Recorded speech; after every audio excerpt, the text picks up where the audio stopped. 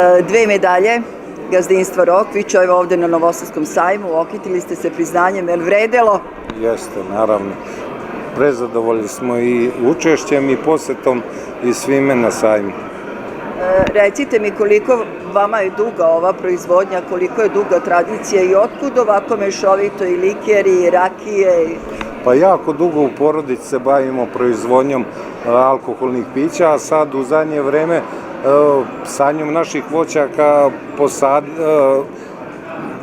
shvatili smo da kroz krajnji proizvod možemo da postignemo bolje cene, zato i radimo proizvodnju višnje u obliku džema, rakije, likera, jer što više ponudite krajnji proizvod kupcima, to ćete postići bolje cene, znači kroz input bolje cene, kroz količinu svojeg roda po hektaru.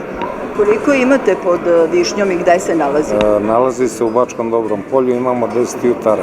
Sorta je oblačinska višnja, znači autoktona sorta u Srbiji, zahvalna jako za preradu. Znači višnja koja ima najviše suve materije na svetu i daje takvu lepu aromu i kod rakija i kod likera, tako da neprevaziđena je. Sama potvrda toga je naša rakija od višnje uzela zlatnu medalju sad na Novosadskom sajmu, liker od višnje isto zlatnu medalju. Jedinstveni smo po tome što u naš liker od višnje stavljamo jedini rakiju od višnje. Drugi to rade sa rakijom od šljive, jabuke, loze. Mi u naš liker od višnje stavljamo rakiju od višnje i med. I po tome smo retki, sigurno, na tržištu, ako ne jedinstveni. A recite mi, s obzirom da je isključivo višnja, kako se to pokazalo na terenu? Je to pitka rakije, se pije, koliko je jaka i koliko otprilike može, da kažemo, pokazano? Ili vi to tradicionalno pečete ili ide u... Ne, tradicionalno se peče, dupla destilacija. Višnja je jako zahtevna za pečenje, zato i malo ima na tržištu, ali nacionalno piće Austrije, Štajerske, Nemačke je rakija od višnje, tako da većina naših i konzumenata i prodaja naših kupaca je, znači gro njih je Austrija, Nemačka, dobar deo Mađarska, jer oni su ljudi navikli vremenom, imaju naviku pijenja tog pića i jako ga cene. Znači, to je kod njih jedno od najcenjenijih pića, ta rakija od višnje.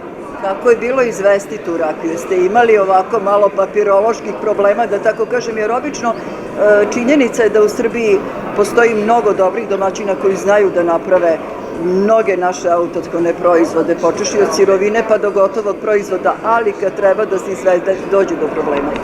Pa, mislim, imaju te neke sitnice oko kojih mi smo tradicijom imamo nekih naših sitnica gde smo uspeli da ukomponujemo u proizvodnju našu, da bi stvorili taj prepoznatljiv ukus rakije. Znači, to su sitne stvari, ali krajnjem proizvodu daju lep ukus. Jeste vi zadovoljni sada kompletno kad ste zaokružili tu proizvodnju? Naravno, mi smo prezadovoljni, trudimo se što više naše proizvodnje, trenutno smo prošle godine bili na 30% naše proizvodnje, uspeli smo 30% proizvodnje višnje da preradimo u naše proizvode. Težimo prema tome da celokupnu našu proizvodnju prebacimo kroz naše proizvode, da ne idemo ni sa jednim kilom u prodaju, nego sve što imamo od višnje da proguramo kroz naš proizvod, jer tu postižemo bolje cene.